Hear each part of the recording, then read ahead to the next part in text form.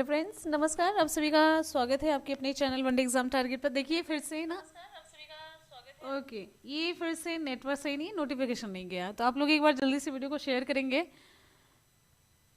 हाँ, वो नहीं जाएगा, कभी नहीं जाएगा, तो आप लोग जल्दी से एक बार वीडियो को शेयर कर देंगे फटाफट से।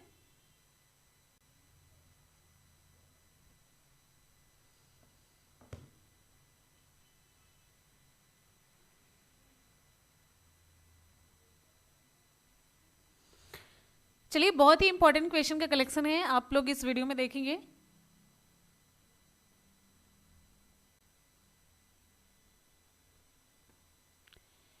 क्वेश्चन पूछा जा रहा है, जूलॉजी जंतु विज्ञान अध्ययन करता है, किसका अध्ययन करता है? जूलॉजी जंतु विज्ञान किसका अध्ययन करता है?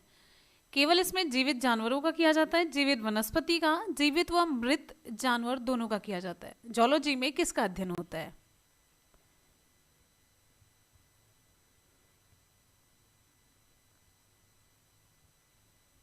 हाँ, आप लोग जल्दी से एक बार शेयर करेंगे। जब तक शेयर नहीं करेंगे ना, तब तक सभी तक पहुंचेगा नहीं, और आप लोगों की हेल्प के बिना पॉसिबल नहीं हो पाएगा। जंतु विज्ञान अध्ययन करता है, विकल्प यहाँ पर आपका सी से होता है, जीवित व मृत जानवरों का, दोनों का करता है, जीवित और मृत दोनों जानवरों का करता है जूलॉजी।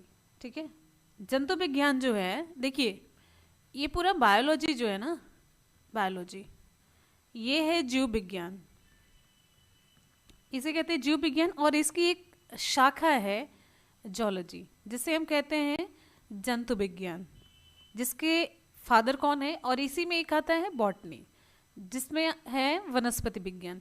जूलॉजी के जो फादर हैं, फादर ऑफ जूलॉजी, ये कहे जाते हैं अरस्तु, एरिस्टोटल। ठीक है, और बॉटनी के होते हैं थियोफ्रेस्टस। ठीक है, थियोफ्रेस्टस कहे जाते हैं बॉटनी के। आगे बढ़ते हैं, अगला क्वेश्चन हमारा नेक्स्ट। देखिए यहाँ पर मिलान करना, सूची 1 का सूची 2 से मिलान करना है, इंपॉर्टेंट क्वेश्चन है ये। सूची 1 का सूची 2 से मिलान करना है, इंपॉर्टेंट इसलिए इसमें कई सारी चीजें, आपके 4 पॉइंट क्लियर हो जाएंगे। 4 क्वेश्चन, मतलब 4 क्वेश्चन यहाँ पर आपके तैयार होंगे। पक्षी, ऑर्निथोलॉजी, ऑर्निथोलॉजी हो गया, वंशागति, जेनेटिक्स हो गया, ये हो गया, पर्यावरण, इकोलॉजी, जीवाश्म, पैलियोबॉटनी, ये पैलियोबायोलॉजी। 4 आप इस तरीके से मिला लीजिए। पक्षियों का अध्ययन ऑर्निथोलॉजी में किया जाता है, वंशागति का जेनेटिक्स, पर्यावरण का इकोलॉजी में, जीवाश्म का पैलियोबायोलॉजी में किया जाता है। ठीक, आगे बढ़ेंगे, अगला क्वेश्चन हमारा।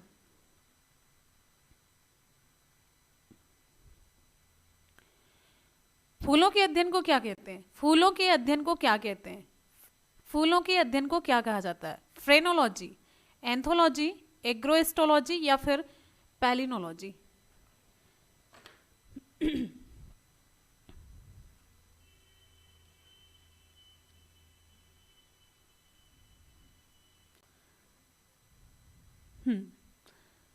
विकल्प बी से होता है, एंथोलॉजी कहते हैं।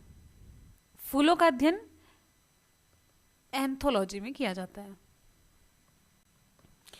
फ्रेनोलॉजी में, ये इसमें देखिए, फ्रेनोलॉजी में किसका अध्ययन होता है? फ्रेनोलॉजी में मस्तिष्क के जो अलग अलग भाग होते हैं ना, उनकी क्रियाशीलता और जो एक्टिव फॉर्म में या इनएक्टिव फॉर्म में, वो सारी की, मतलब सभी का अध्ययन किया जाता है इसमें, फ्रेनोलॉजी में। और बात करेंगे एग्रोएस्ट्रोलॉजी में, एग्रोएस्ट्रोलॉजी, एग्रोएस्ट्रोलॉजी में घास से संबंधित अध्ययन किया जाता है। पैलिनोलॉजी में किसका किया जाता है? एक मिनट, पैलिनोलॉजी में किसका अध्ययन होता है? विभिन्न प्रकार के जो पॉलन ग्रेन्स होते हैं, परागकण होते हैं, उसका अध्ययन किया जाता है। अगला क्वेश्चन है, कीटों के वैज्ञानिक अध्ययन को क्या कहते हैं? ये सारे क्वेश्चन बहुत इंपॉर्टेंट है और बहुत ज्यादा पूछे जाते हैं, मोस्ट इंपॉर्टेंट है। कीटों के वैज्ञानिक अध्ययन को हम क्या कहते हैं? कीटों के वैज्ञानिक अध्ययन को हम क्या कहते हैं? सभी लोग एक बार जल्दी से वीडियो को शेयर करेंगे, बहुत इंपॉर्टेंट क्वेश्चन का कलेक्शन है। जल्दी से आगे बढ़िए, नेक्स्ट है अगला। कीटों के वैज्ञानिक अध्ययन को हम कहते हैं, यहां पर विकल्प आपका बी से होता है, एंटोमोलॉजी कहते हैं। विकल्प बी से होता है, एंटोमोलॉजी कहते हैं। एंटोमोलॉजी में कीटों का अध्ययन किया जाता है। ठीक है, और एक एक करके देख लेते हैं। एक्थियोलॉजी में किसका होता है? एक्थियोलॉजी में किया जाता है जो मत्स्य की संरचना होती है, उसका स्ट्रक्चर, उसकी कार्यकी, इन सभी का अध्ययन किया जाता है। और इसमें पैरासिटोलॉजी पैरासाइट्स से कुछ कुछ समझ आ रहा है ना, तो वही है। इसमें परजीवियों का अध्ययन किया जाता है, जो परजीवी होते हैं, पैरासाइट्स होते हैं, उनका अध्ययन किया जाता है। और मैलिकोलॉजी में किसका अध्ययन किया जाता है? मैलकोलॉजी में मोलस्क, मैलिकोलॉजी में किया जाता है मोलस्क, और इनके जो शेल्स होते हैं, इनकी जो खोल होती है, उसका अध्ययन किया जाता है। नेक्स्ट हमारा क्वेश्चन है, निम्नांकित विषयों में से कौन सा विषय जनसंख्या और मानव जाति के महत्वपूर्ण आंकड़ों के अध्ययन से संबंधित है? मोस्ट इंपॉर्टेंट क्वेश्चन है।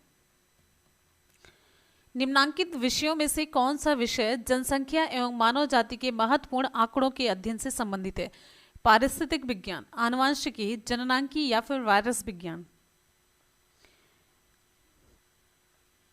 इसका सही जवाब हो जाता है सी, जननांकी है। इसका सही जवाब जननांकी है।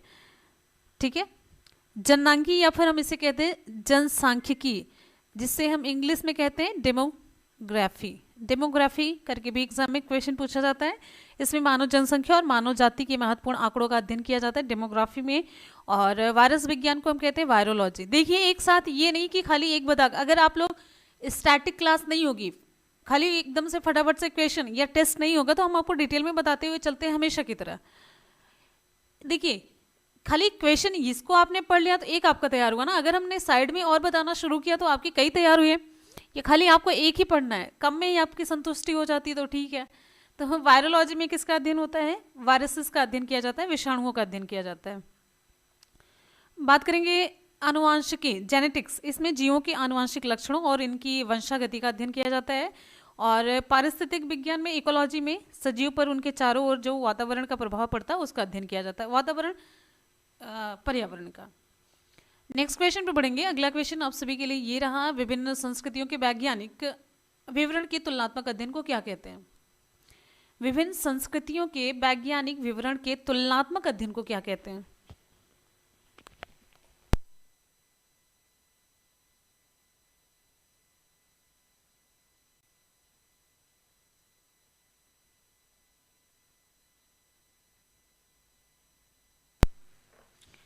कौन सा हमारा विकल्प सही होगा? आप लोग जल्दी से बताइए। इसका सही जवाब हो जाता है एथेनोलॉजी। क्या कहते हैं? एथेनोलॉजी कहते हैं। विकल्प आपका ए सही होता है, एथेनोलॉजी है। एथेनोलॉजी में विभिन्न संस्कृतियों के वैज्ञानिक विवरणों का तुलनात्मक अध्ययन होता है। और यहाँ पर इथनोग्राफी जो है, इथनोग्राफी, इसमें किसी विशिष्ट, कोई एक विशिष्ट संस्कृति होती है उसका अध्ययन किया जाता है। एथोलॉजी में किसका अध्ययन होता है? मानव सहित सभी जंतुओं के व्यवहार का अध्ययन होता है, इसमें मानव भी शामिल है। एथिक्स में क्या होता है? नैतिक आचार और कर्तव्य का मनोवैज्ञानिक अध्ययन किया जाता है। चलिए आगे बढ़ते हैं। नेक्स्ट हमारा क्वेश्चन। अच्छा, क्वेश्चन का कलेक्शन आपको कैसा लग रहा है? क्वेश्चन का कलेक्शन आपको कैसा लग रहा है? एक बार आप लोग जल्दी से बताएंगे और सभी लोग वीडियो को शेयर कर देंगे। बिल्कुल भी अगर आप लोग शेयर नहीं करेंगे, बिल्कुल क्लास एकदम से सही में नहीं हो पाएगी। रीजन ये है ना, एकदम से पता नहीं क्या है, नेटवर्क नहीं है ना, तो नोटिफिकेशन जाता है। और सारी ना, अगर चलने की बात होती है, वीडियोस वगैरह तो ऐसे ही चलती है ना, सब चल जाएंगी, बस ये क्लास नहीं हो पाती है। हाँ, तो आप लोग बस खाली शेयर करते रहिए। आगे बढ़ते हैं। नेक्स्ट क्वेश्चन हमारा, अगला क्वेश्चन आप सभी की स्क्रीन पर ये रहा। जैविक जगत में होने वाले कार्य, गुण व पद्धति के अध्ययन के इस ज्ञान को मशीनी जगत में उपयोग करने को हम क्या कहते हैं?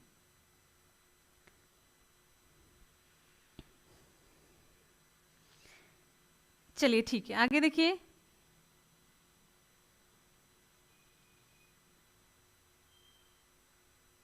टफ है, कोई दिक्कत नहीं। यहाँ पे पता है, जैसे मतलब अध्ययन से रिलेटेड जितने भी क्वेश्चन पूछे गए सब हमने एक जगह कर लिए हैं। कंटिन्यू आपको अध्ययन से ही रिलेटेड मिलेगा, लेकिन एकदम से ऐसे नहीं है कि आप उसको बार बार देखते हैं। और सबसे इंपॉर्टेंट चीज, यहाँ से क्वेश्चन पूछा जाता है। हाँ, तो यहाँ पर देखिए, जैविक जगत में होने वाले कार्य, गुण व पद्धति के अध्ययन के इस ज्ञान को मशीनी जगत में उपयोग करने को क्या कहते हैं? विकल्प यहाँ पर हमारा सही हो जाता है, विकल्प ए होता है बायोनिक्स कहते हैं, विकल्प ए सही होता है, बायोनिक्स कहते हैं इसे। और हमने आपको बताया अगर कोई भी मेरी क्लास कर ले रहा है, सच में पीसीएस का एग्जाम आप क्वालिफाई कर सकते हैं 100%, 100%।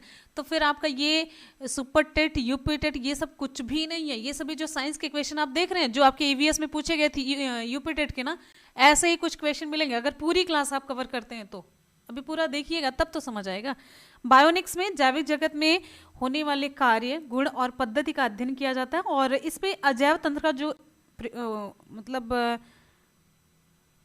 अजैव तंत्र पर इसका जो प्रयोग किया जाता है वो सभी का अध्ययन किया जाता है। मतलब जैविक जगत में होने वाले कार्य, गुण और पद्धति का अध्ययन एवं अजैव तंत्र पर इसका प्रयोग, इन सभी का अध्ययन किया जाता है बायोनिक्स में। ठीक है, बायोनिक्स है। अच्छा, अब यहाँ पर बात करेंगे बायोनॉमिक्स। दोनों में अंतर क्या है? ये बायोनॉमिक्स है, ठीक है। बायोनॉमिक्स जीवधारियों का उनके वातावरण के साथ जो संबंध है उसका अध्ययन किया जाता है। दोनों में अंतर क्लियरली समझ लीजिएगा। बायोनिक्स और बायोनॉमिक्स को एक साथ मतलब मिक्स मत कर दीजिएगा। अब बात करेंगे बायोनॉमी की। बायोनॉमी इसमें जानते हैं जीवों के नियमों का अध्ययन किया जाता है, लॉज ऑफ लाइफ, इसका अध्ययन होता है। अच्छा, बायोमेट्री की बात करते हैं। बायोमेट्री इसकी अगर हम बात करते हैं तो गणित और सांख्यिकी की तकनीकों द्वारा जीव विज्ञान का अध्ययन किया जाता है। क्लियर है? बायोमेट्री आप सभी अगर साइंस के स्टूडेंट होंगे तो इसका ये टर्म तो सुने होंगे। पैलियो वनस्पति के अंतर्गत अध्ययन करते हैं। अभी मैंने आपको बताया है पैलियो बायोलॉजी का नाम मैंने अभी आपसे लिया भी था कुछ क्वेश्चन पहले। पैलियो वनस्पति के अंतर्गत अध्ययन करते हैं किसका? जंतु जीवाश्म का, शैवाल का, फफूंदी का, या फिर किसका करते हैं? आपको बताना है पैलियो वनस्पति के अंतर्गत किसका अध्ययन करते हैं। कौन सा विकल्प हमारा सही होगा? विकल्प आपका डी से होता है, इनमें से कोई नहीं है। पैलियो वनस्पति, पैलियो बॉटनी, पैलियो बॉटनी। तो इसके अंतर्गत पादप जीवाश्म का अंदर अध्ययन करते हैं। अभी जो इससे पहले हमने आपको बताया था पैलियो बायोलॉजी कहा था, पैलियो बायोलॉजी। तो जीवाश्म जो जीवाश्म होते हैं, यहाँ पर जैसे पादप, बॉटनी लिखा है तो पादप हो गया।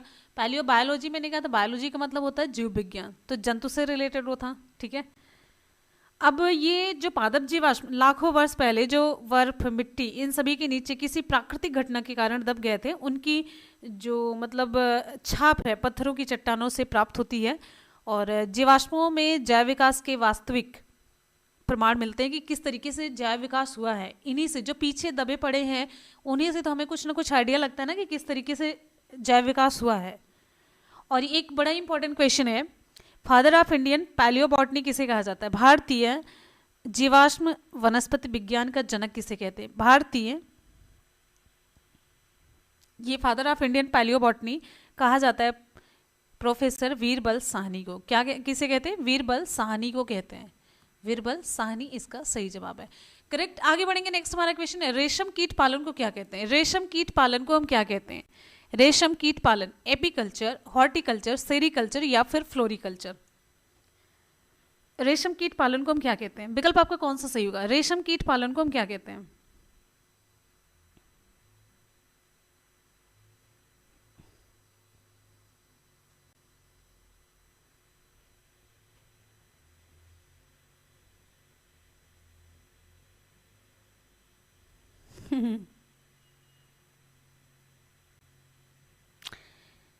पता है वही ये चीजें होती है ना कि जब सच में मेहनत की जाती है, क्वेश्चंस अच्छे, ये सारी चीजें, उसका रिस्पांस यही थोड़ा सा वो लगता है, बस और कुछ नहीं होता। आगे देखिए, रेशम कीट पालन को क्या कहते हैं?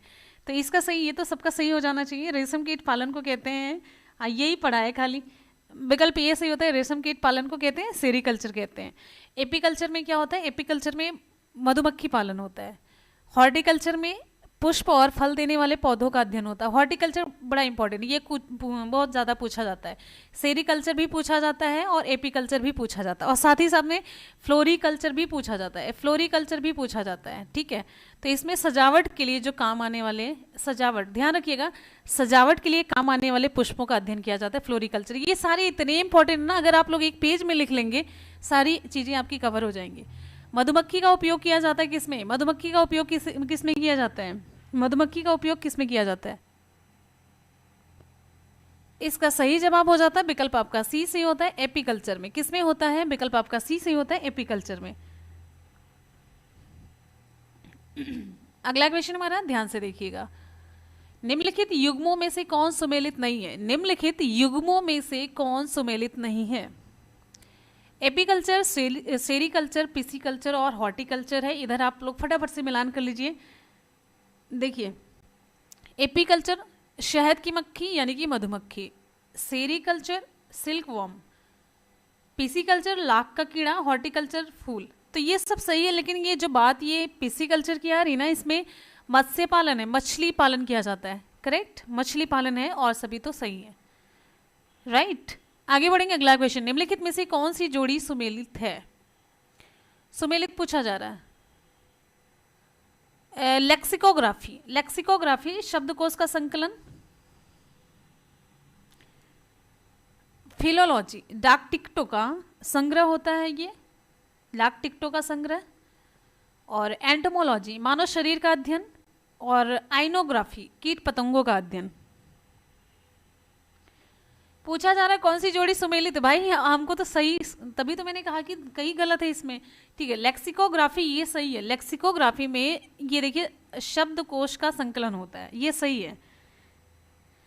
और फिलोलॉजी, इसमें भाषा की संरचना और विकास का अध्ययन किया जाता है। एंटोमोलॉजी में कीटों का अध्ययन किया जाता है। ये बहुत पूछा जाता है, एंटोमोलॉजी बहुत ज़्यादा पूछा जाता है, इंपॉर्टेंट है। एंटोमोलॉजी बहुत इंपॉर्टेंट है। बात करेंगे आइनोग्राफी की, तो इसमें प्रतिमाओं और ये इसका अध्ययन किया जाता है, जो चित्रकला वगैरह होती है। ठीक है, आगे बढ़ेंगे। अगला क्वेश्चन हमारा नेक्स्ट, अगला क्वेश्चन आप सभी ध्यान से देखेंगे। लेक्सिकोग्राफी का संबंध किससे? लेक्सिकोग्राफी, अब चलिए जल्दी से बताइए, अभी मैंने पूछा है आपसे। करो शिवा, तांडवी करो।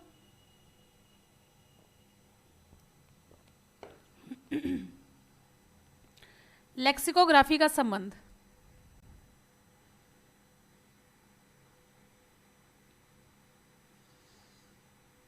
ये विकल्प आपका बी से होता, शब्दकोश के संयोजन से। अभी मैंने आपको बताया, इसमें सभी शब्दकोश का संयोजन, इसकी डिज़ाइन और इसका इवैल्यूएशन, इन सभी से है। मतलब डिज़ाइन हुआ और संयोजन हुआ, मूल्यांकन हुआ, सभी शब्दकोश से रिलेटेड है। जब भी आ जाएगा लेक्सिकोग्राफी, मतलब शब्दकोश पर बढ़ चलिएगा। अगला क्वेश्चन, सब्जी के लिए काम आने वाले पौधों के अध्ययन को क्या कहते हैं? सब्जी के लिए काम आने वाले पौधों के अध्ययन को हम क्या कहते हैं? सब्जी के लिए काम आने वाले पौधों के अध्ययन को हम कहते हैं फ्लोरिकल्चर, पोमोलॉजी, हॉर्टिकल्चर या फिर ओलेरीकल्चर। विकल्प डी से होता है, ओलेरीकल्चर है।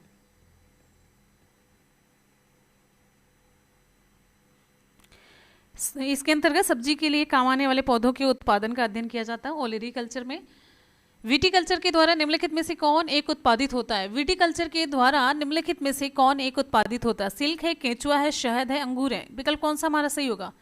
विटीकल्चर के द्वारा निम्नलिखित में से कौन एक उत्पादित होता है? फटाफट से बताइए। विटीकल्चर, विकल्प यहाँ पर आपका सही हो जाता है। विटीकल्चर में विकल्प आपका डी से होता है, अंगूर है।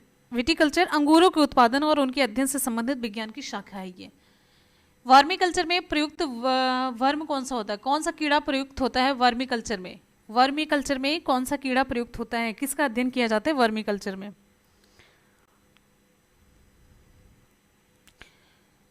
वर्मी कंपोस्ट को हम वर्मीकल्चर या फिर केचुआ पालन के नाम से भी जानते हैं। ध्यान रखिएगा, केचुआ पालन के नाम से भी जानते हैं। और केचुआ जो अर्थवॉर्म्स होते हैं ना, अर्थवॉर्म्स,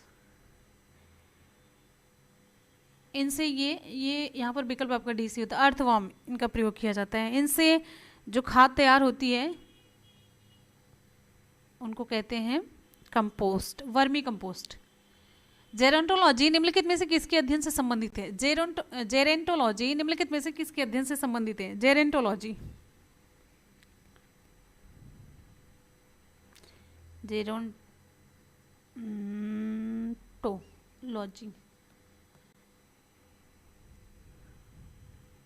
विकल्प आपका बी डी सही हो जाता है, वृद्ध व्यक्तियों से संबंधित है।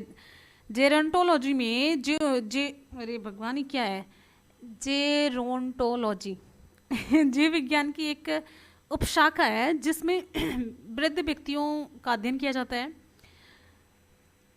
ठीक है,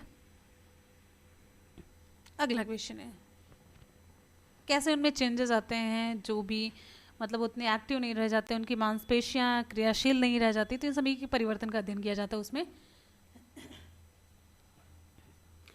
जेनेटिक्स निम्न में से किसका अध्ययन है? जेनेटिक्स निम्न में से किसका अध्ययन है? आपको बताना है जेनेटिक्स निम्न में से किसका अध्ययन है। जेनेटिक्स निम्न में से किसका अध्ययन है? विकल्प डी, आनुवांशिकता और विचरण से संबंधित है। जेनेटिक्स जीव विज्ञान की शाखा है जिसके अंतर्गत जीवधारियों में जीन, हेरिडिटी, आनुवांशिकता और विचरण का अध्ययन किया जाता है। वृद्धावस्था और काल प्रभावन के विषय में ज्ञान प्राप्त करने की विधा को हम क्या कहते हैं? वृद्धावस्था और काल प्रभावन के विषय में ज्ञान प्राप्त करने की विधा को क्या कहते हैं? ऑन्कोलॉजी, जेरेंटोलॉजी, टेरेटोलॉजी या फिर आर्निथोलॉजी? कौन सा विकल्प आपका सही होगा? फटाफट से आगे बढ़िए। वृद्धावस्था और काल प्रभावन के विषय में ज्ञान प्राप्त करने की विधा को क्या कहते हैं? इसका सही जवाब हो जाता है विकल्प आपका बी सही होता है, जेरेंटोलॉजी। जेरोंटो है, जेरेंटो आज यहाँ पर देखिए ओंकोलॉजी। ओंकोलॉजी में किसका अध्ययन होता है? ओंकोलॉजी, ओंकोलॉजी में अध्ययन होता है ये कैंसर का, कैंसर से संबंधित जो ट्यूमर होता है उसका अध्ययन किया जाता है। टेरेटोलॉजी में किसका होता है? टेरेटोलॉजी में शारीरिक विकास में आने वाली असमानताओं का अध्ययन किया जाता है। ऑर्निथोलॉजी अभी मैंने आपको बता ही दिया था, जंतु विज्ञान की ऐसी शाखा है जिसके तहत पक्षियों का अध्ययन किया जाता है। किसका अध्ययन होता है? पक्षियों का अध्ययन होता है। करेक्ट, आगे बढ़े, शाबाश। अगला हमारा क्वेश्चन, पैडोलॉजी निम्न वैज्ञानिक अध्ययन से संबंधित है। पैडोलॉजी निम्न वैज्ञानिक अध्ययन से संबंधित है। वायुमंडल है, मिट्टी है, प्रदूषण है, बीज है। अच्छा आप लोग ये बताइएगा ये क्वेश्चन कैसे लग रहे हैं, क्लास कैसी लग रही है? एक बार फीडबैक अपना जरूर दीजिएगा। एक बार जितने भी स्टूडेंट वीडियो को देख रहे हैं, वीडियो को हाँ लाइक और शेयर जरूर करेंगे। बिल्कुल नोटिफिकेशन नहीं गया है और हमने ऐसे ही क्लास स्टार्ट कर दी है। आगे यहाँ पर देखिए, पैडोलॉजी निम्न वैज्ञानिक अध्ययन से संबंधित है। कौन सा यहाँ पर हमारा विकल्प सही होगा? फटाफट से चलिए, बिल्कुल सही है। पैडोलॉजी विकल्प आपका यहाँ पर सही हो जाता है, बी है। ये मिट्टी से संबंधित है। किससे संबंधित है? मिट्टी से संबंधित है। ये पैडोलॉजी लिखा ना, पेडोलॉजी है। ठीक है, ये इंग्लिश भी हमने इसलिए लिख दिया, कभी अगर मान लीजिए ऐसे पूछा जाए ना, कभी कभी इंग्लिश का हिंदी में ही लिखा, अब ये इंग्लिश का हिंदी में ही तो लिखा है ना। ठीक है, आपको बताते चलते इसके अंतर्गत ना, पेडोलॉजी के अंतर्गत मिट्टी का निर्माण, फॉर्मेशन ऑफ सॉइल, ये और मृदा के प्रकार, इन सभी का अध्ययन किया जाता है। अच्छा, मृदा कैसा घटक है? मृदा कैसा घटक है? जैविक है, अजैविक है या फिर एक भौतिक घटक की कैटेगरी में आता है? मृदा कैसा घटक है? जैविक, अजैविक या फिर भौतिक? अब यहाँ पर आप थोड़ा सा भी दिमाग लगाएंगे तो दोनों कहेंगे एक ही तरीके से। वैसे मृदा जो है ना फिजिकल फैक्टर के अंतर्गत आता है, ये फिजिकल फैक्टर के अंतर्गत आता है भौतिक। ठीक है, जिससे मतलब हरे पौधे कच्चे पदार्थ के रूप में जल और खनिज लवण प्राप्त करते हैं, और मिट्टी भौतिक चट्टान के अपक्षय से निर्मित होती है। ठीक है, भौतिक चट्टान के अपक्षय से निर्मित होती है मिट्टी। आगे बढ़ेंगे, हमारा अगला क्वेश्चन ध्यान से देखिए आप। अस्थियों का अध्ययन विज्ञान की किस शाखा के अंतर्गत किया जाता है? अस्थियों का अध्ययन विज्ञान की किस शाखा के अंतर्गत किया जाता है? ऑस्टियोलॉजी, ओरोलॉजी, सेरोलॉजी या फिर जियोलॉजी? बहुत ही इंटरेस्टिंग और साथ ही साथ में बहुत ही इंपॉर्टेंट क्लास। विकल्प आपका कौन सा सही होता है?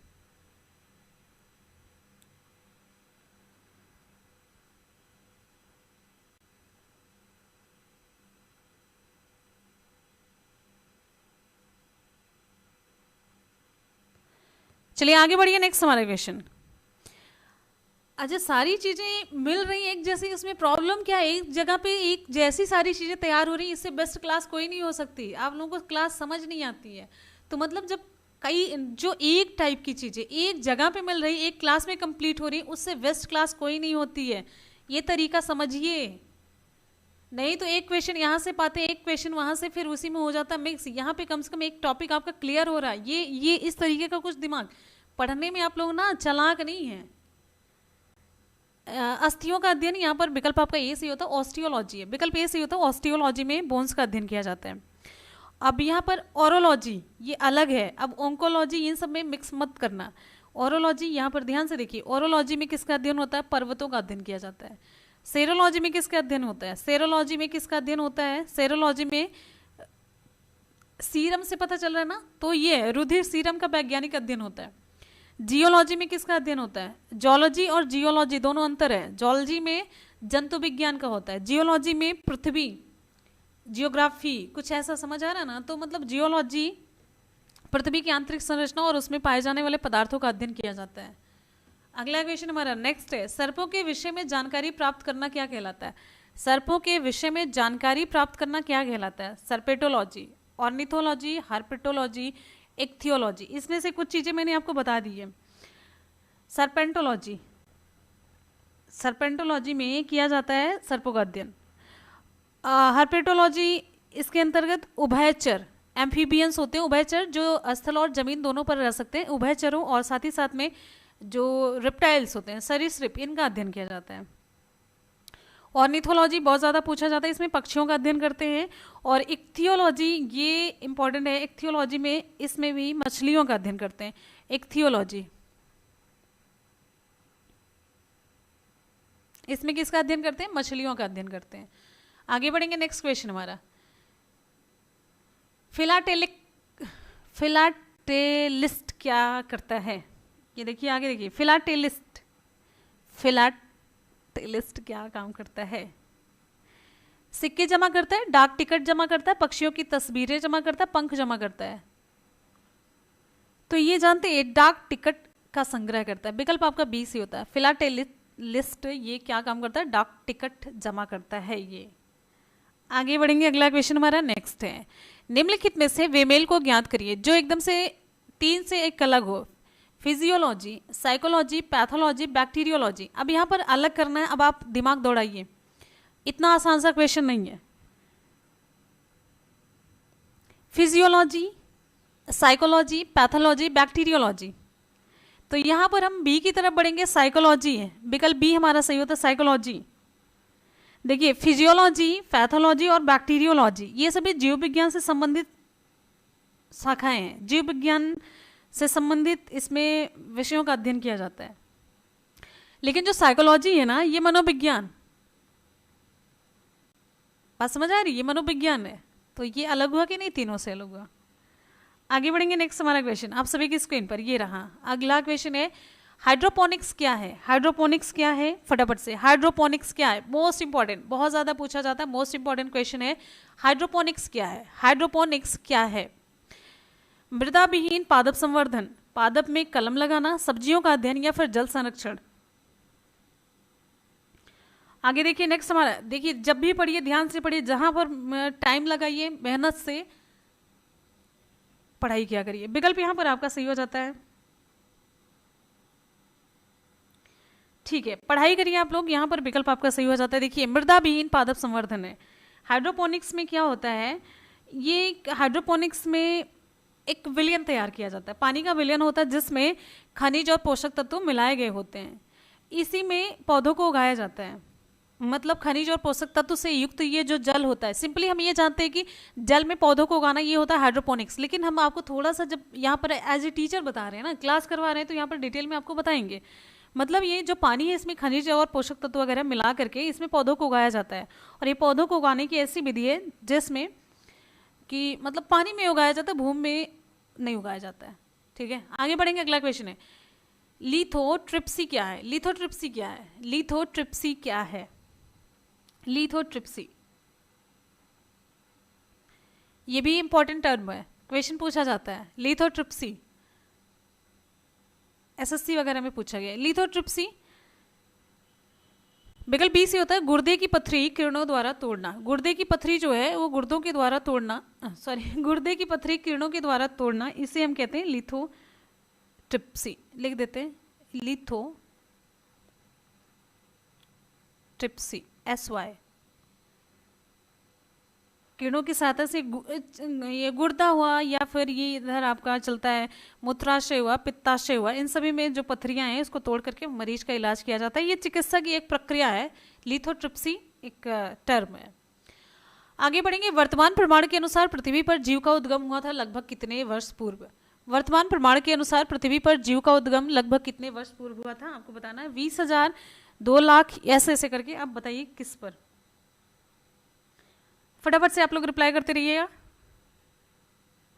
आगे देखिए, बहुत अब ध्यान से देखेंगे आप ना, वही क्वेश्चन हमेशा पढ़ते हैं, वही क्वेश्चन हमेशा पढ़ते हैं।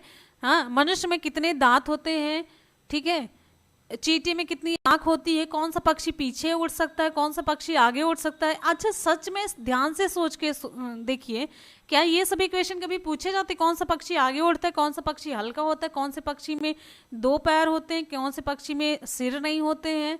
हाँ, यही सब क्वेश्चन पढ़ के आप लोगों को लगता है आप लोग 30 मार्क हाँ बन चुके हैं, और तब वही एग्जाम में जाकर के आपको लगता है ना कि लड्डू लेकर के आए हैं। तो कहने का मतलब, कोई भी चीज़ है ना, उसको एकदम से सही सही में पढ़ा करिए।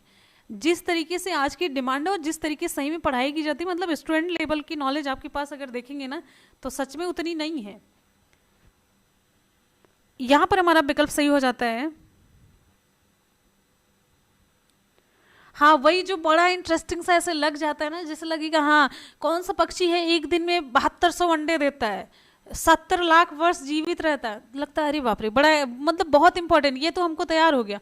वो आज नहीं, अगर आप 10 बार धरती पर जन्म लेंगे ना, और वो जो 84 लाख का कॉन्सेप्ट है ना, तब भी नहीं पूछा जाएगा, वो तब भी नहीं पूछा जाएगा। आप खाली पढ़ के उसको अमर हो जाइए भले। तो विकल्प यहाँ पर आपका सही हो जाता है डी, ठीक है। वर्तमान प्रमाण के अनुसार पृथ्वी पर जीव का उद्गम इतने वर्ष पूर्व हुआ था। अब जोड़ लीजिए कितना वर्ष है। अच्छा, आपको हम बताते चलते हैं, मेन जो बात है, प्रारंभ में जो जीव थे वो कैसे थे? एक कोशिकी थे, यूनिसेलुलर थे। एक कोशिकी जीव का उद्भव हुआ था पहले, यूनिसेलुलर थे, एक कोशिकी जीव थे। फिर बाद में बहुकोशिकीय जीवों का, मल्टी सेलुलर। यूनिसेलुलर, सेलुलर का मतलब होता है किसी भी जीव का शरीर जो एक कोशिका से मिलकर के बना है। बहुकोशिकीय मतलब पूरे जो जीव है उसका शरीर बहुत सारी कोशिकाओं से मिलकर के बना, जैसे मनुष्य है। और फिर उसके बाद से आगे ऐसे विकास होता गया। जो बहुकोशिकीय थे उन्हें यूकैरियोटिक कोशिका वाले जीव कहा गया है। अब इतना ज्यादा बता देंगे तो आप लोगों का हो जाएगा कंफ्यूजन। अब इसको देखिए, इकाई, दहाई, सैकड़ा, हजार, 10,000, लाख, 10 लाख, करोड़, 10 करोड़। करोड़ के बाद क्या आता है हमको नहीं पता, भाई कमेंट करके बताइए। मिलियन, बिलियन क्या, हमको नहीं पता है, बस हम करोड़ तक ही जानते हैं। करोड़ भी बहुत है मेरे लिए। पृथ्वी पर सबसे पुराना जीव कौन सा है? पृथ्वी पर सबसे पुराना जीव कौन सा है? नीली हरी शैवाल, ब्लू ग्रीन एल्गी, कवक है, अमीबा है, यूग्लिना है। Important question. पृथ्वी पर सबसे पुराना जीव, मोस्ट इंपॉर्टेंट, इंटरेस्टिंग होने के साथ साथ ये इंपॉर्टेंट है। पृथ्वी पर सबसे पुराना जीव कौन सा है? अच्छा, आगे बढ़ेंगे। पृथ्वी पर सबसे पुराना जीव कौन सा है? तो ये पृथ्वी पर सबसे पुराना जीव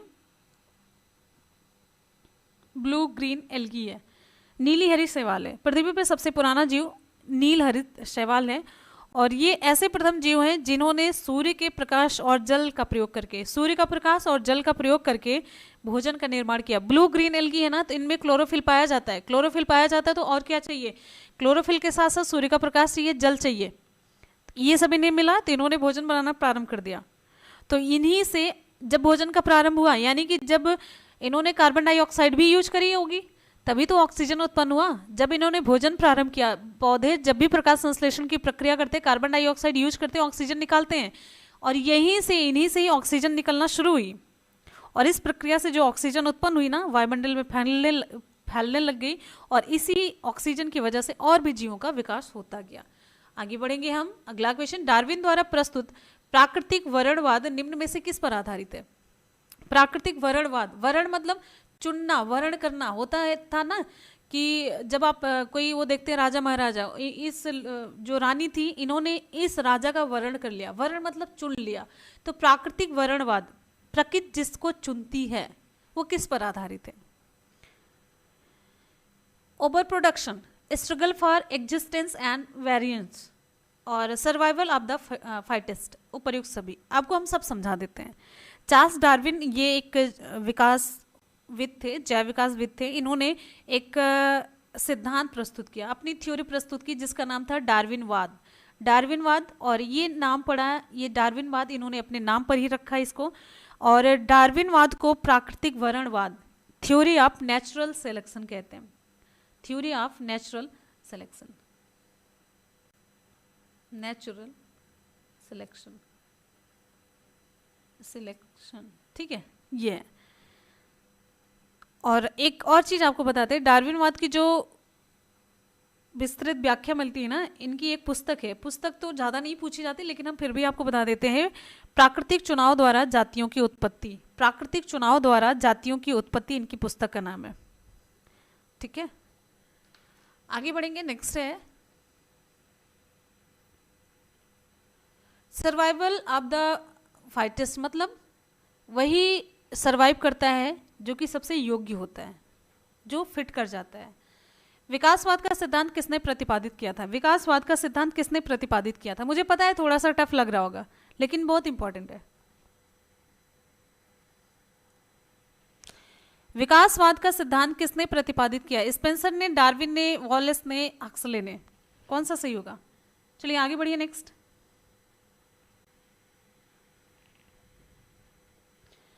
आगे देखिए, नेक्स्ट बिल्कुल सही है, विकासवाद का सिद्धांत डार्विन ने 100% सही है। चार्ल्स डार्विन का मानना था कि प्रकृति क्रमिक परिवर्तन द्वारा अपना विकास करती है, प्रकृति क्रमिक परिवर्तन के द्वारा अपना विकास करती है, क्रम से उसका परिवर्तन चलता है। आगे बढ़ेंगे, अगला क्वेश्चन है इवोल्यूशन, जीव विकास को सर्वप्रथम किसने समझाया? जीव विकास को सबसे पहले किसने समझाया था?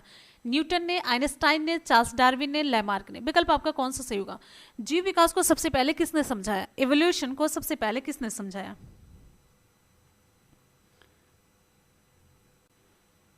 ओके, विकल्प यहां पर आपका सही हो जाता है लैमार्क। जो इवोल्यूशन है, जैव विकास, इसको सबसे पहले किसने समझाया था? तो ये लैमार्क थे, ये फ्रांसीसी वैज्ञानिक थे, जीन, ये लैमार्क थे। और इनकी एक पुस्तक थी जिसका नाम था फिलॉसफी जूलॉजिक, लिख देते हैं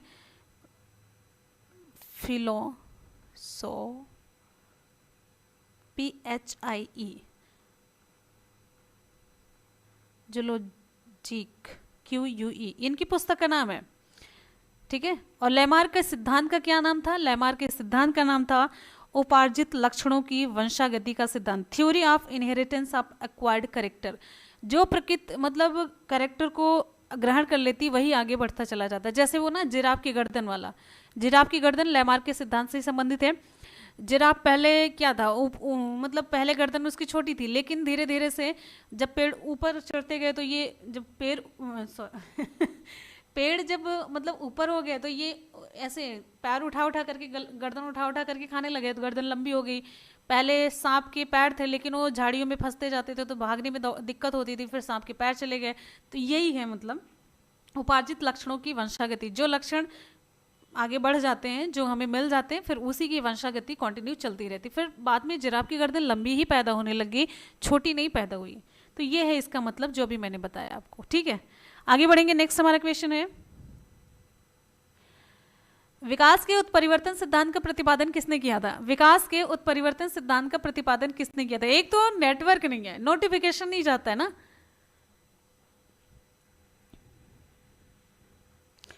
विकास के उत्परिवर्तन सिद्धांत का प्रतिपादन किसने किया था?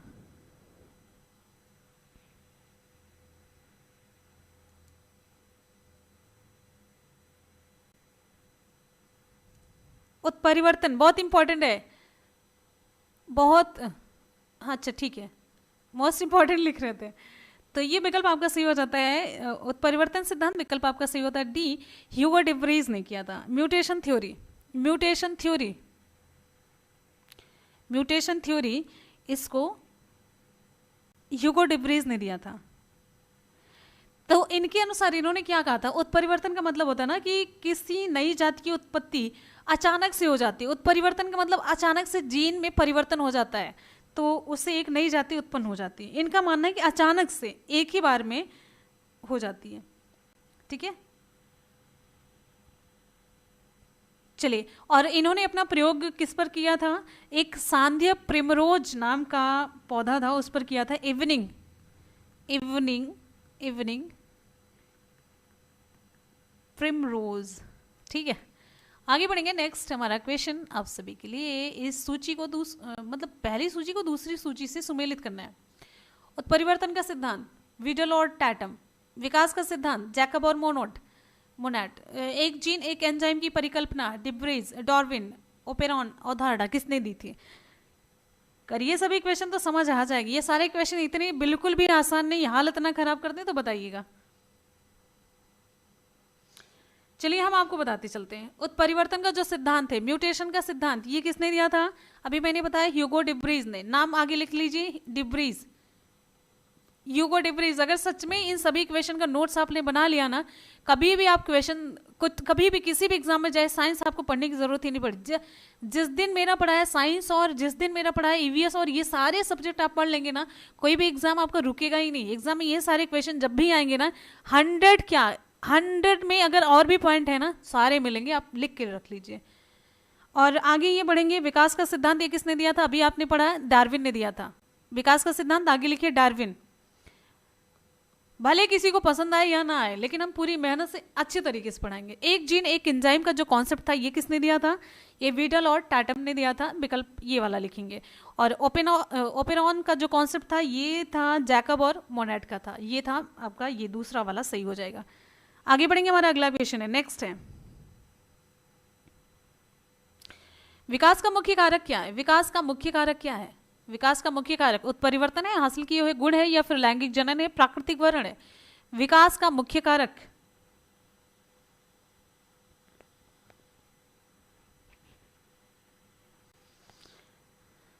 नेक्स्ट क्वेश्चन की तरफ बढ़िए। नेक्स्ट हमारा क्वेश्चन आप सभी की स्क्रीन पर,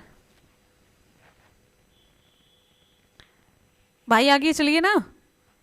विकास का विकल्प आपका डी से होता। विकास का मुख्य कारण, जो विकास का मुख्य कारक है, प्राकृतिक वर्ण है, नेचुरल सिलेक्शन है, प्राकृतिक वर्ण है।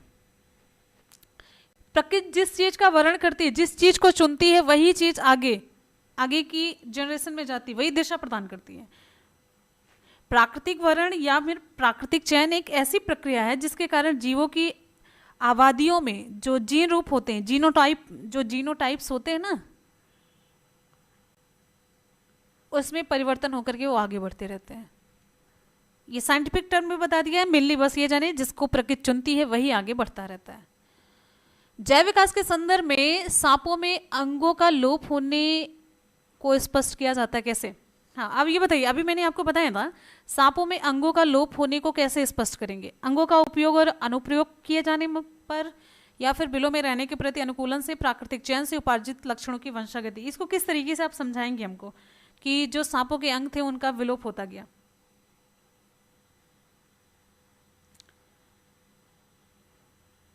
ह्यूगो डिब्रीज ने जिस पर किया था ना, वो पहला पौधा सांदे प्रिमरोज था। आगे यहां पर देखेंगे हमारा विकल्प, ये देखिए विकल्प ए सही होता है। अभी मैंने आपको बताया ना, जिराफ की गर्दन छोटी थी, लेकिन इसने जिराफ ने गर्दन का प्रयोग किया तो गर्दन लंबी होती गई। विकल्प में कुछ भी, कितनी भी साइंटिफिक टर्म, कितनी भी अंग्रेजी लिखी रहे, उस पर मत भागिए। जो सही हो, अंगों का उपयोग उसने किया, जिराफ ने अंगों का उपयोग इतना ज्यादा किया, अंगों जो गला था, गर्दन उसकी लंबी हो गई। हाँ, और सांप ने जो ये था, मतलब उसके पैर थे, उसका उपयोग नहीं किया, वो लुप्त हो गई। उपयोग किया तो आगे पीढ़ी में आई, उसका उपयोग नहीं किया तो लुप्त होती गई। यही है जैव विकास का, ये जो उपयोग और अनुपयोग का सिद्धांत है। जिसको उपयोग किया गया वो पीढ़ी में आगे प्रदर्शित होता गया, जिसका उपयोग नहीं किया गया वो पीढ़ी में आगे नहीं दिखा। ठीक है, चलिए आगे हम बढ़ेंगे। नेक्स्ट हमारा क्वेश्चन, बिल्कुल use and disuse, use and disuse का कॉन्सेप्ट है भाई,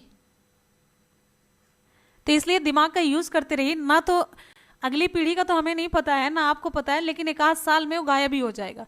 भारत के विशाल वन्य बिल्लियों में किसके बारे में कहा जाता है कि वो हाल ही में विलुप्त हो गई है? इंपॉर्टेंट क्वेश्चन में आता है ये। चीता है, तेंदुआ है, बाघ है, सिंह, कौन सा विकल्प आपका सही होगा? बड़ा इंपॉर्टेंट सा क्वेश्चन है, बड़ा इंपॉर्टेंट है। सभी लोग जल्दी जल्दी से दिमाग का प्रयोग करो।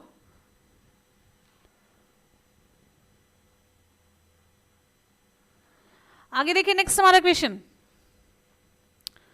अगला क्वेश्चन ध्यान से देखिएगा। अगला क्वेश्चन हमारा एकदम से, मतलब दिमाग आपका हिल जाएगा। विकल्प आपका ए सही हो जाता है भाई, चीता है, चीता। विकल्प ए चीता। तेंदुआ पे टिक भले जाता हुआ नजर आए, लेकिन वो है चीता। अरे लगभग पिछले 1000 वर्षों में चीता ही अकेला पशु है जो भारत में विलुप्त घोषित किया गया है। विकल्प आपका ए सही होता है, चीता है। अगला आप लोगों के पसंद का क्वेश्चन है, ये भी ना बता पाए तो फिर तो बेकार है। चलिए जल्दी से बताइए, रिप्लाई आपकी पहले नंबर पे होनी चाहिए। आधुनिक मनुष्य के हाल का पूर्वज कौन है?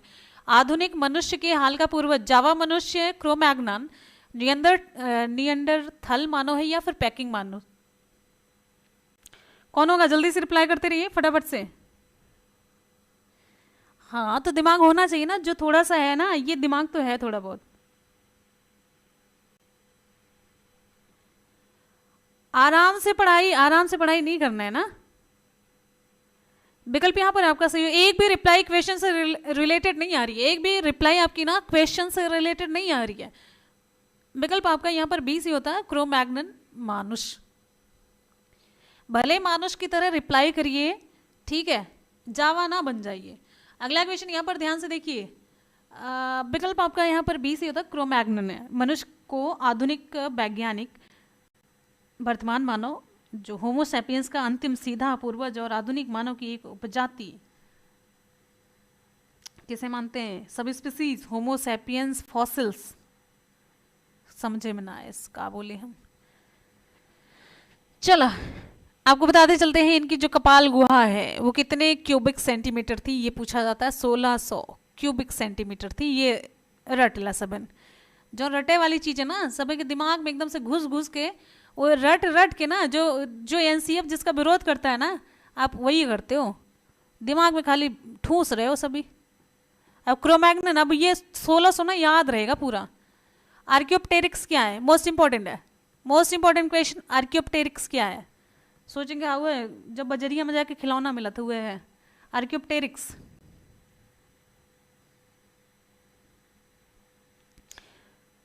चलिए आगे, अगला हमारा क्वेश्चन, खत्म भी होने वाली है क्लास। आर्कियोप्टेरिक्स क्या है, ये आप लोगों के लिए सवाल है। चलिए छोड़ दें।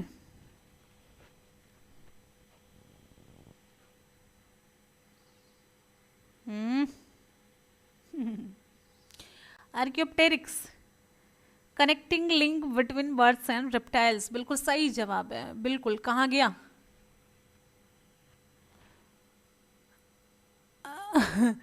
अच्छा आगे देखिए नेक्स्ट, ये तो सही है, बिल्कुल सही है। तो विकल्प आपका यहाँ पर सही हो जाता है, जुरासिक युग का सर्व पुरातन पक्षी है। आर्कियोप्टेरिक्स जुरासिक युग का एक बड़ा ही पुराना सा पक्षी है और इसका जीवाश्म मिला है।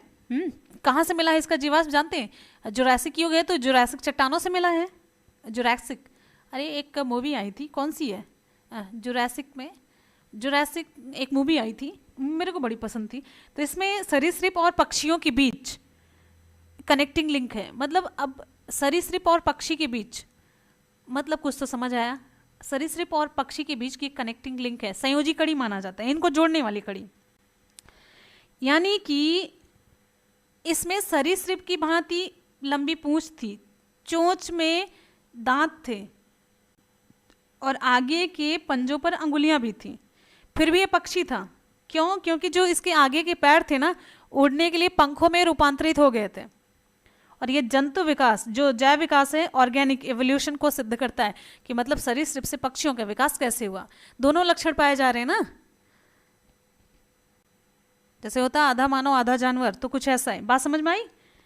हाँ ये देखिए इंपॉर्टेंट, ये जितनी भी चीजें आपको बताई जा रही है ना, साइंस के क्वेश्चन ऐसे ही होते हैं, यही है साइंस भाई। वही हमने जो बताया ना कि कौन सा पक्षी अपना बच्चा देख करके, अपना बच्चा देता है उसको दूध पिलाता है, कौन सा पक्षी अंडा दे करके अंडा घोंसले में भूल जाता है, अपने अंडे की केयर नहीं करता। तो ये ऐसे वाले क्वेश्चन ना आते नहीं है, खाली आप पढ़ते बहुत हैं। आगे बढ़ेंगे, नेक्स्ट क्वेश्चन हमारा अगला क्वेश्चन है। हाँ तो यहाँ तो कुल बुढ़ाए हैं। आगे आगे बढ़िए। आर्कियोप्टेरिक्स किन वर्गों के पक्षियों के बीच की योजक कड़ी है? आगे देखिए, आर्कियोप्टेरिक्स बिल्कुल नोटिफिकेशन नहीं गया, कोई नेटवर्क कुछ नहीं है, तो ऐसी ही क्लास चल रही है। आर्कियोप्टेरिक्स किन वर्गों के पक्षियों प्राणियों के बीच की योजक कड़ी आपको बताना है। आपको हम बता दें, सुबह आपकी 9 बजे क्लास हो जाती है, वो 9 बजे तो हमको लगता है सभी सो रहे होंगे, 10 बजे ही कर देते हैं शायद। 10 बजे ही बेटर है, 9 बजे नहीं, 10 बजे ही करेंगे उसको, 10 बजे। और क्या है, हाँ दोपहर के 2 बजे है, रात के 10 बजे, ये 3 क्लासेस हैं। और बीच में कभी भी आप टेलीग्राम से जुड़ जाए, टेलीग्राम है, आप डालेंगे one day exam target, one day exam target पूरा लिखेंगे, आलस नहीं, one day exam target by Munmun लिखेंगे, तब आपको मिलेगा। ठीक है, चलिए आगे बढ़ते हैं, नेक्स्ट है। हाँ बिल्कुल सही है।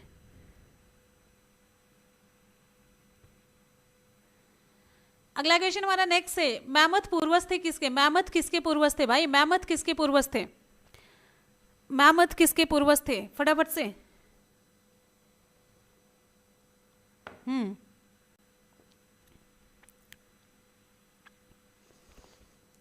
विकल्प डी हाथी का। मैमथ हाथी के पूर्वज थे। ये मैमथ जो है ना, वर्तमान में ये विलुप्त प्रजाति है और ये हाथी का पूर्वज माना जाता है। अगला क्वेश्चन हमारा है,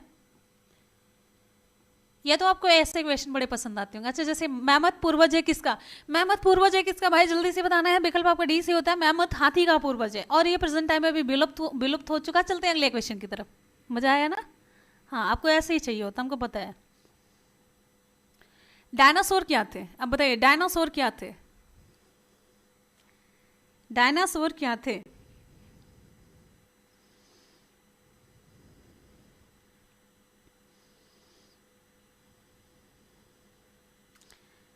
आगे देखिए,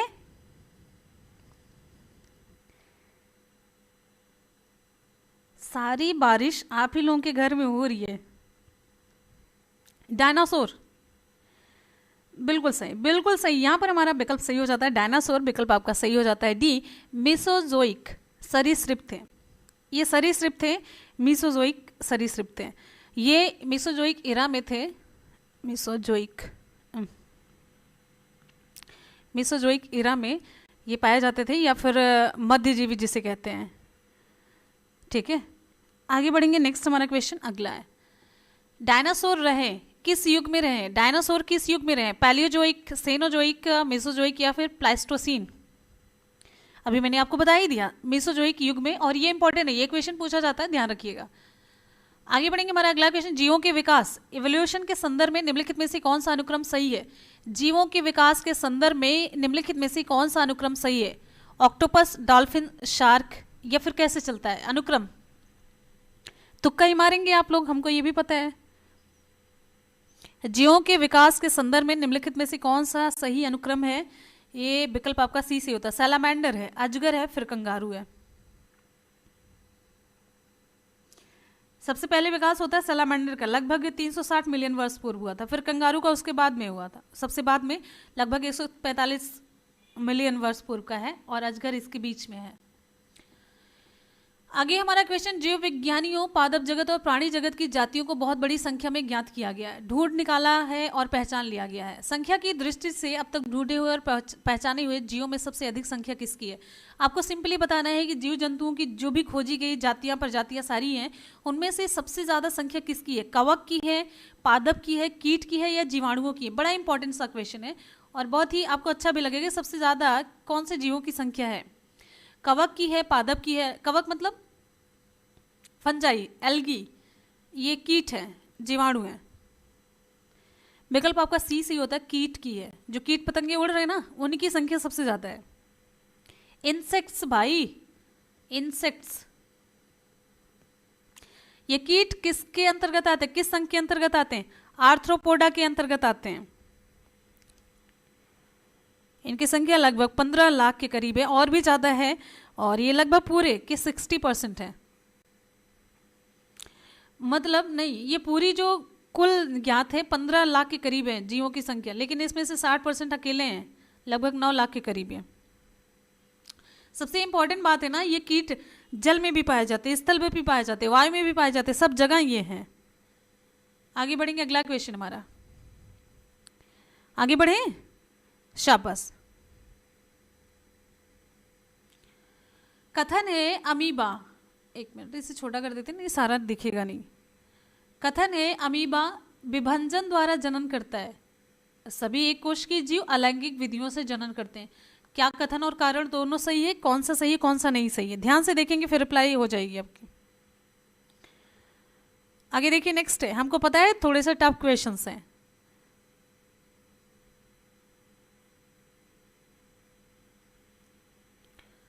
विभंजन, विभंजन मतलब वही है बट करके, तो विकल्प आपका ए सही होता है। ए और आर दोनों सही है, और आर जो है ए का सही स्पष्टीकरण भी आपको हम बताते हैं, समझा देते हैं। देखिए जो अमीबा है,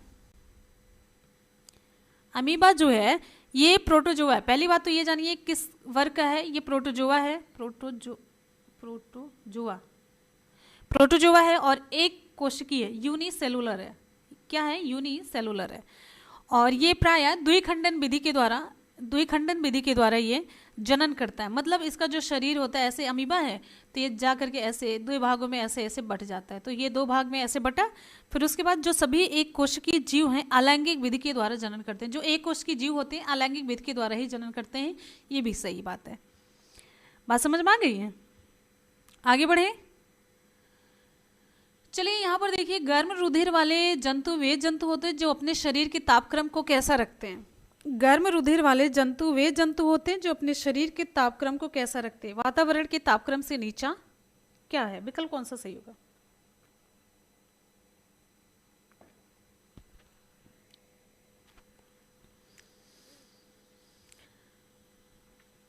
भाई बहुत मेहनत से क्वेश्चन, विकल्प आपका सी सी होता है। गर्म रुधिर वाले जो होते हैं हमेशा एक सा बनाए रखते हैं। देखिए समतापी, होम्योथर्मल, होम्योथर्मल यानी कि गर्म रुधिर वाले, जिसे हम कहते हैं वार्म ब्लडेड। ऐसे जंतु होते हैं जिनके शरीर का ताप वातावरण के ताप से प्रभावित ना होकर के सदैव एक सा रहता है। अच्छा, इसके एग्जाम्पल में क्या आता है? इसके एग्जाम्पल में आता है वर्ड स्तनधारी, ठीक है। और फिर बात करेंगे, होम्योथर्मल था, ये होम्योथर्मल और वार्म ब्लडेड एक ही है। अब हम बात करेंगे असमतापी की। इसके अंतर्गत आप ये आते हैं, मत्स्य आते हैं, एम्फीबियंस उभयचर आते हैं, मेंढक वगैरह, सरीसृप आते हैं, रेंग कर चलने वाले, ये सभी जंतु आते हैं जिनके शरीर का ताप वातावरण के ताप के अनुसार घटता बढ़ता रहता है। और ये मोस्ट मोस्ट मोस्ट इंपॉर्टेंट है, बहुत ज़्यादा इंपॉर्टेंट, बहुत ही ज़्यादा इंपॉर्टेंट पूछा जाता है। एग्जाम्पल देकर के क्वेश्चन पूछा जाता है, करेक्ट। आगे बढ़ेंगे, निम्नलिखित में से कौन सा कथन सही नहीं है? निम्नलिखित में से कौन सा कथन सही नहीं, हालत खराब हो जाएगी। चलिए बताइए जल्दी से, निम्नलिखित में से कौन सा कथन सही नहीं है?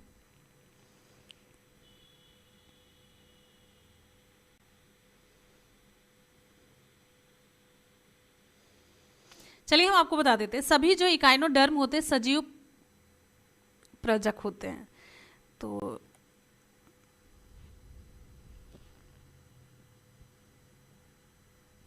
प्रजक जानते हैं क्या होता है? वीवी पेरस होता है। वीवी पेरस क्या होता है, कोई बताएगा? कोई बच्चा साइंस का है? अंडे देने वाले, बच्चा पैदा करने वाले क्या होता है?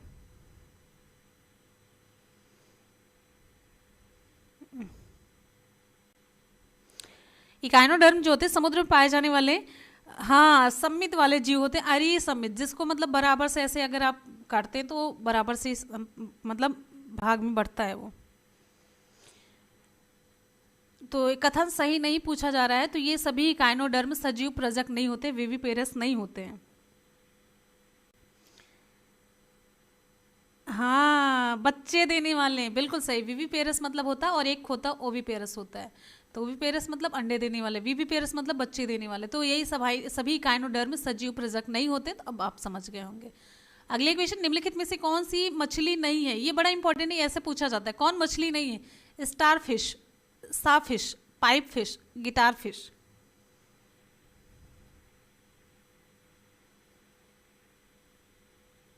अगला क्वेश्चन हमारा,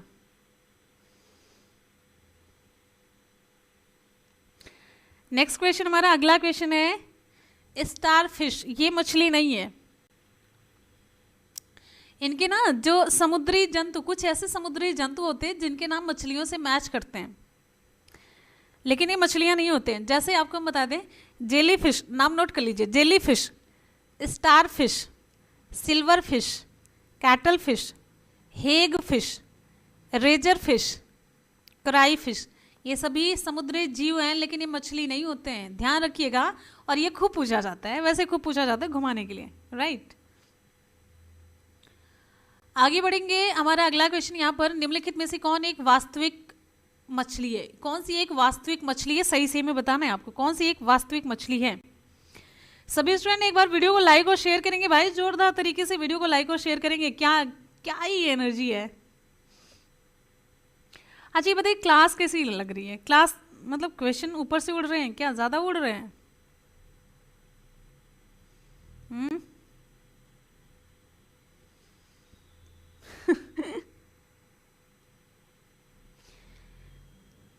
विकल्प यहाँ पर आपका सही हो जाता है, ये कैट फिश विकल्प आपका डी से होता है।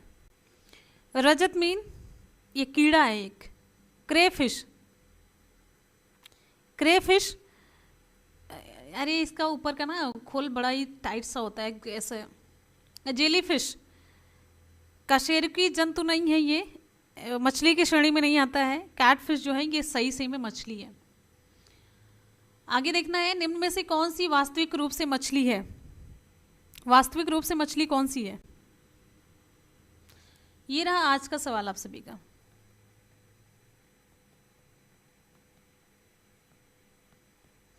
कौन सी वास्तविक मछली है? स्टार फिश, जैली फिश, डॉग फिश या फिर समुद्री घोड़ा। विकल्प आपका कौन सा सही होगा, आप लोग रिप्लाई करके बताइएगा।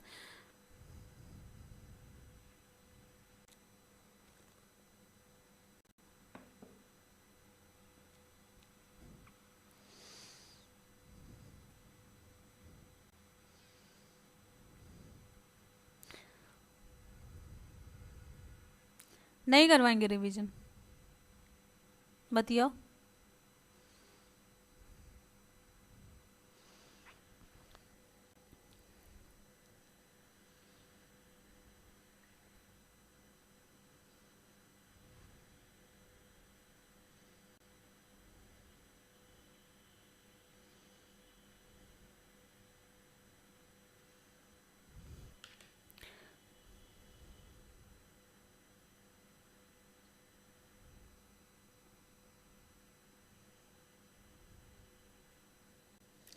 चलिए मिलते हैं ना फिर आपसे 10 बजे, एकदम से 10 बजे पूरी एनर्जी के साथ। 10 बजे पूरी एनर्जी के साथ एकदम से एनर्जेटिक होकर के, जैसे आप लोगों को पसंद है ना तरीका, वैसे ही क्वेश्चन का कलेक्शन एकदम से भागते भागते दौड़ते दौड़ते मिलेगा। तो दौड़ते भागते क्वेश्चन का कलेक्शन आपको मिलेगा। तो चलिए फटाफट से आ जाइए रात की क्लास में 10 बजे। मिलते हैं फिर, तब तक लिए good bye and take care. Thank you so much, love you all, bye bye and take care. जय हिंद, वंदे मातरम।